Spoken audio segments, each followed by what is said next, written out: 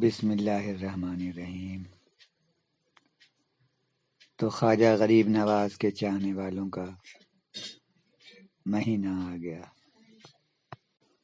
تو ہم خواجہ غریب نواز کے چاہنے والوں کے پسند کا احترام کرتے ہوئے اپنے اس بیان کو آگے کی طرف بڑھاتے ہیں۔ اب تک آپ نے سنا تیسرے ارشاد کو، جس میں فرمایا کہ اولیاء کرام کی عزت کرنا بھی نیکی میں شامل ہے۔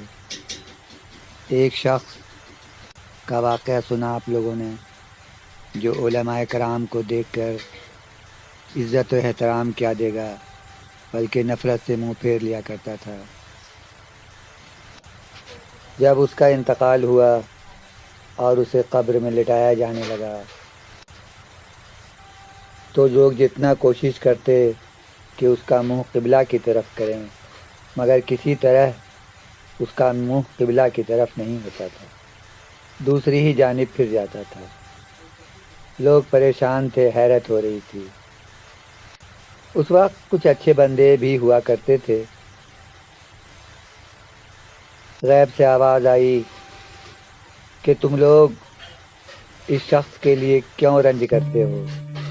یہ وہ شخص ہے جو دنیا میں علماء اور مشائخ کو دیکھتا تھا تو منہ پھیر لیتا تھا۔ جس نے میرے دوستوں سے منہ پھیرا وہ میری رحمت سے محروم رہا۔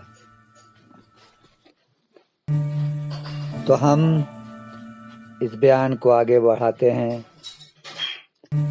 اس کے بعد ارشاد فرمایا چوتھا،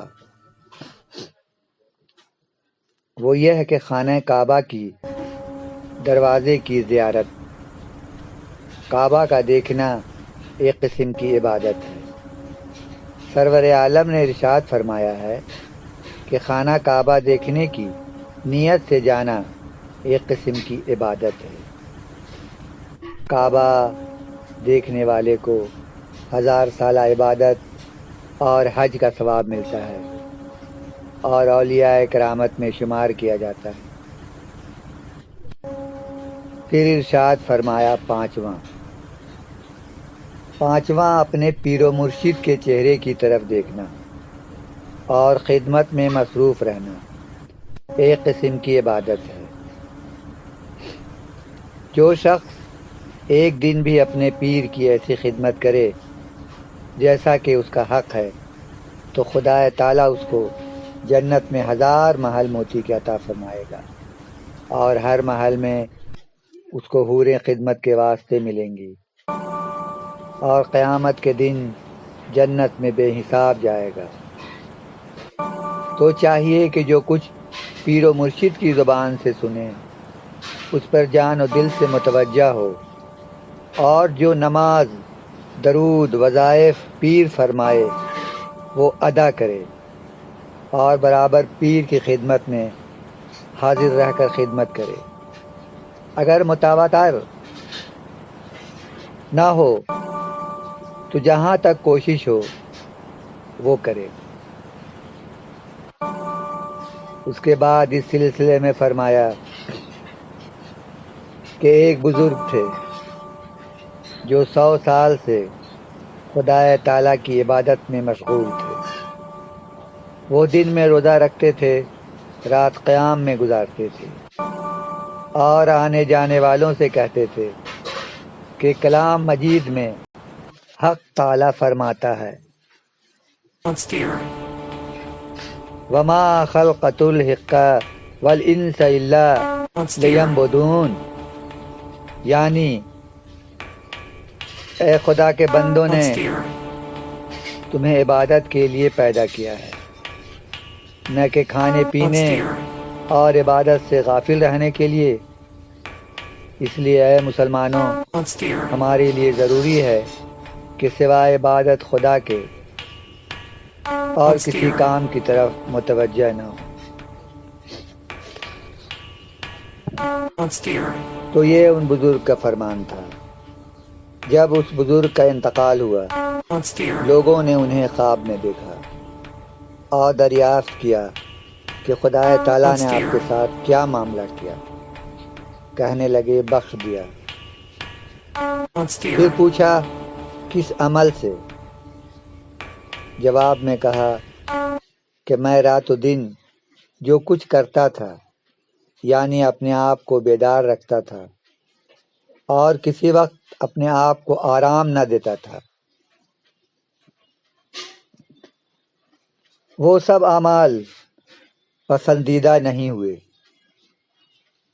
مگر میری بخشش کا سبب خدمات و پیر و مرشد کی بجاوری ہے۔ ارشاد باری تعالیٰ ہوا، چونکہ تو نے اپنے پیر کی خدمت میں کوتاہی نہیں کی، اس لیے ہم نے تجھے بخش دیا۔ اس کے بعد غریب نواز رحمۃ اللہ علیہ کی آنکھوں میں آنسو آ گئے اور فرمانے لگے قیامت برحق ہے۔ اس دن اولیاء، مشائخین و صدیقین اپنے کاندھوں پر کمبل ڈالے ہوں گے اور کمبل میں 100,000 ڈورے ہوں گے۔ ان کے مرید، فرزند اور اہل سلسلہ کمبل کے ان ڈوروں سے لٹک جائیں گے۔ جب مخلوق حساب کتاب سے فارغ ہو جائے گی، حق تعالیٰ ان مقدس حضرات کو اپنے اکرام بے پایاں اور فضل اللہ متناہی سے ایسی قوت عطا فرمائے گا کہ وہ نہایت تیزی سے پل صراط کے پاس پہنچ جائیں گے اور اپنے اپنے کمبل کو پکڑ پکڑ کر درویش اور ان کے مرید پل صراط کے 3000 سالہ راستہ کو آنے واحد میں طے کر لیں گے اور سب اپنے آپ کو بہشت کے دروازہ پر کھڑا ہوا پائیں گے اور انہیں دوزخ کے آگ کی گرمی تک بھی محسوس نہ ہوگی۔ خدا عزوجل نے بہت سی چیزیں ایسی پیدا فرمائی ہیں کہ آدمی ان میں مبتلا ہو کر حیران ہو جائے۔ سرور عالم نے چاہا کہ اصحاب کہف سے ملیں۔ ارشاد باری تعالیٰ ہوا کہ ہم نے یہ مقرر کر دیا ہے کہ آپ دنیا میں انہیں نہ دیکھیں، البتہ قیامت میں ضرور ان سے ملاقات ہوگی۔ اگر آپ چاہیں تو ان کے آپ کے دین پر اٹھاؤں۔ سرور عالم نے اس ارشاد سے مطلع ہو کر ایک کملی زمین پر بچھا دی اور چند صحابیوں کو اس پر بیٹھنے کا حکم دیا۔ وہ کملی انہیں اڑا کر اصحاب کہف کے غار تک لے گئی۔ ان حضرات میں حضرت علی کرم اللہ وجہہ بھی شامل تھے۔ ان لوگوں نے اصحاب کہف کو دیکھا اور سلام کیا۔ حق تعالیٰ نے ان حضرات سے ملاقات کرنے کے لیے ان کو نیند سے بیدار کر دیا تھا۔ پس انہوں نے سلام کا جواب دیا۔ پھر صحابہ کرام نے ان پر اظہار دین محمدی کیا۔ اصحاب کہف نے اس پاک دین کو قبول کر لیا۔ پھر ارشاد فرمایا کہ رحمت حق سے کوئی چیز بعید نہیں، مگر انسان کو لازم ہے کہ اطاعت حق تعالیٰ میں قصور نہ کرے اور اس کو کسی حال میں نہ بھولے، اس سے قرب حاصل کرے۔ اس کے بعد انسان جو چاہے گا وہ ہو جائے گا۔ پھر آپ نے آنکھوں میں آنسو بھر کر یہ حکایت بیان فرمائی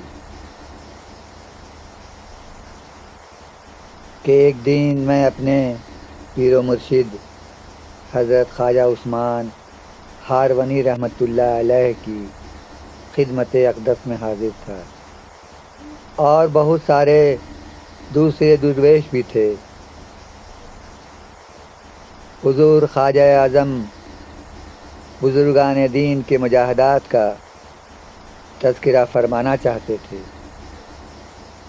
کہ ایک بہت نحیف و ضعیف شخص زمین پر ڈنڈا ٹیکتے ہوئے آئے اور سلام عرض کیا۔ سلام کا جواب دیا حضور خواجہ اعظم نے، اور کھڑے ہو کر بہت محبت کے ساتھ انہیں اپنے سینے سے لگایا، پھر اپنے پہلو میں جگہ دی۔ ان بزرگ نے اپنا یہ قصہ بیان کیا۔ آج پورے 30 برس گزر گئے ہیں، میرا لڑکا مجھ سے جدا ہو گیا ہے۔ اس کی محبت میں میرا حال بہت خراب ہے اور دل بہت پریشان رہتا ہے۔ یہی درد میں حضرت کی خدمت میں لے کر آیا ہوں۔ اس کے جینے مرنے کی مجھے کوئی خبر نہیں ہے۔ میں چاہتا ہوں کہ اس سلسلے میں حضور کوئی تحسین بخش جواب دیں، اور عاجزانہ التجا ہے کہ حضرت کوئی بہتری کی صورت نکالیں۔ خواہش یہ ہے میری کہ لڑکا میرے پاس واپس آ جائے۔ یہ سن کر خواجہ غریب نواز رحمۃ اللہ علیہ کے مرشد حضرت عثمان ہارونی رضی اللہ تعالیٰ عنہ نے سر جھکا لیا اور مراقبے میں چلے گئے۔ بہت دیر بعد سر اٹھایا اور حاضرین مجلس سے فرمایا کہ ان کے لڑکے کے واپس آنے کے لیے سب مل کر دعا کریں۔